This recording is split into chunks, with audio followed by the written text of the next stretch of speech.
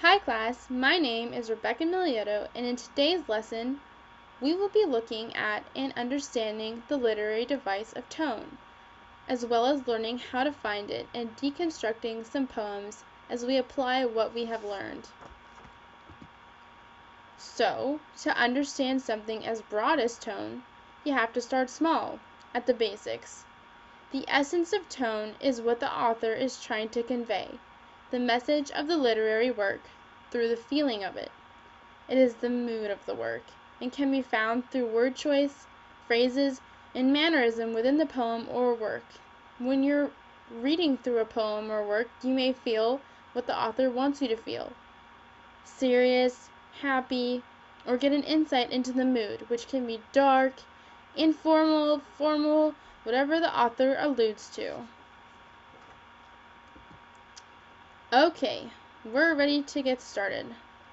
Take a good look at these two examples. In example 1, tone words almost leap out at us. They are adjectives describing the scene as dark and stormy, giving off an unpleasant and ominous feel. This is the mood, the tone of this line.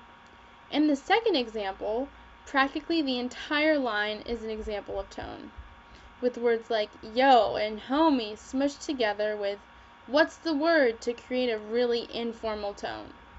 You wouldn't talk like that to your boss, right? Okay, now from what we've learned so far, let's take a look at this poem, Hawk Roosting by Ted Hughes. It is completely from the perspective of a hawk. Read through it carefully and pause this video to see if you can find any words or phrases that indicate tone, and see if you can identify what the tone is.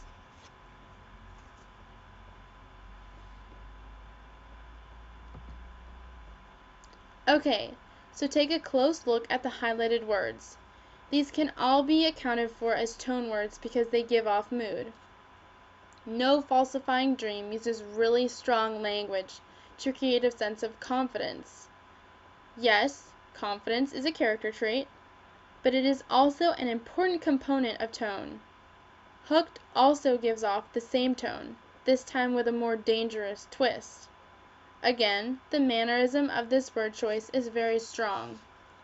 Allotment of death, kills and eat, and no arguments assert my right are all phrases and words that allude to and describe the tone. They give off the same mood and feel of danger, darkness, strength, and create a very serious overall tone. Strong words can also be found in direct and bones. Now that we've had an example of finding tone in real literature, let's take another stab at it. Here is an excerpt from the poem Golden Retrievals by Mark Doty, which is quite different than the poem we have previously examined. Pause the video and consider the tone of this poem. Look for words, phrases, and mannerism. Ask yourself why you think they describe tone, and write down what you think the tone is.